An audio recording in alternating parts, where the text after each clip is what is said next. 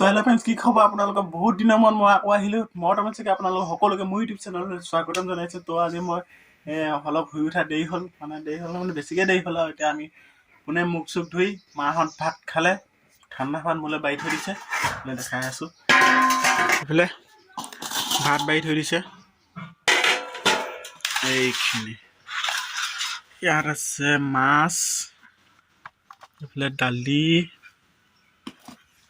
তাৰপিছত এইফালে জলকীয়া, নিমখ, এইফালে আছে নেমু, পিঁয়াজ, নিমখ। তো এইফালে দেখিছেই, সেইখিনি হৈছে পাতত দিয়া মাছ, দুটামান জলকীয়া, নেমু, ভাত, এইফালে দালি, জলকীয়া। খাই লওঁ। ঠাণ্ডা ভাতৰ লগত এইবোৰ মাছ কিমান বঢ়িয়া লাগে, মানে এইবোৰ নদীৰ মাছ হয়, পূৰা লোকেল, ঘেৰা লোকেল, পূৰা খাই লওঁ। চব পৰা এইফালে দালি দেখিব পাৰিছে, দালি আৰু মাছ আৰু নেমু, ঠাণ্ডা ভাতৰ লগত কিমান মজা লাগে, খাই লওঁ।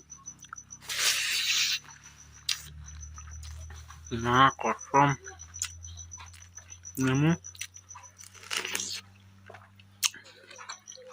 মই এনেকৈ চোবাই খোৱাতকৈ এনেকৈ চেপি খালে বেছি ভাল পাওঁ।